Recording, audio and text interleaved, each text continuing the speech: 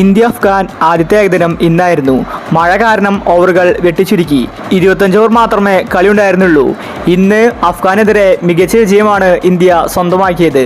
കളി ജയിച്ച് രോഹിത് ശർമ്മ പറഞ്ഞ കാര്യമാണ് നമ്മൾ ഇന്നത്തെ വീഡിയോ നോക്കുന്നത്. ഇതുപോലത്തെ ക്രിക്കറ്റ് ന്യൂസിന് വേണ്ടി ഈ ചാനൽ മറക്കാതെ സബ്സ്ക്രൈബ് ചെയ്യൂ.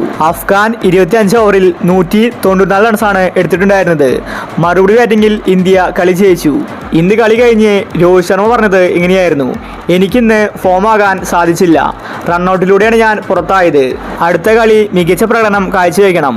അഫ്ഗാനിസ്ഥാൻ നല്ല കളിയാണ് കാഴ്ചവെച്ചത്, പ്രത്യേകിച്ച് ഗുർബാസ്. അവരിന്ന് സെഞ്ചുറി അടിച്ചു. അഫ്ഗാൻ ഒരു ചെറിയ ടീമല്ല.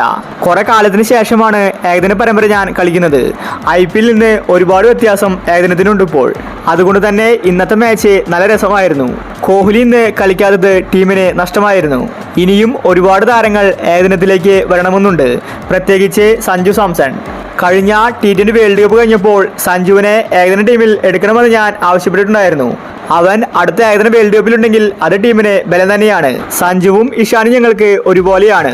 അഫ്ഗാനെതിരെ ആദ്യ ഏകദിനം ജയിച്ചതിൽ സന്തോഷമുണ്ടെന്ന് രോഹിത് ശർമ്മ വ്യക്തമാക്കി. അഫ്ഗാൻ നിരയിൽ ഗുർബാസ് സെഞ്ചുറി പ്രകടനമാണ് കാഴ്ചവെച്ചത്. പക്ഷേ 25 ഓവർ ആകുമ്പോഴേക്കും അഫ്ഗാനിസ്ഥാൻ ഓൾ ഔട്ട് ആയിട്ടുണ്ടായിരുന്നു. രോഹിത് റണ്ണൌട്ടിലൂടെയാണ് പുറത്തായത്. മികച്ച പ്രകടനം കാഴ്ചവെക്കാൻ സാധിച്ചില്ല. എന്നാൽ ക്യാപ്റ്റൻ ശുഭ്മാൻ ഗില്ല് നന്നായിട്ട് കളിച്ചിട്ടുണ്ട്. ഇഷാനാകട്ടെ 34 റൺസിൽ ഔട്ടായി. ഇഷാനേക്കാൾ ഭേദം സഞ്ജു തന്നെയാണ്. സഞ്ജു അവസാന ഏകദിനത്തിൽ സെഞ്ചുറി അടിച്ചിട്ടുണ്ട്. എന്നിട്ടും സഞ്ജുവിനെ ഏകദിനത്തിൽ നിന്ന് പുറത്താക്കി. T20യിലാണെങ്കിൽ ക്യാപ്റ്റൻ സ്ഥാനം പോയിട്ട് വൈസ് ക്യാപ്റ്റൻ സ്ഥാനം പോലും സഞ്ജുവിനെ കൊടുത്തില്ല. BCCIക്ക് എന്തിനാണ് സഞ്ജുവിനോട് ഇത്ര ക്രൂരത എന്ന് ആർക്കും തന്നെ അറിയില്ല. സഞ്ജു വളരുന്നത് അവർക്ക് ഇഷ്ടമല്ല.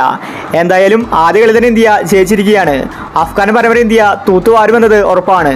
അപ്പോൾ ഇതുപോലത്തെ ക്രിക്കറ്റ് ന്യൂസിന് വേണ്ടി ഈ ചാനൽ മറക്കാതെ സബ്സ്ക്രൈബ് ചെയ്യൂ.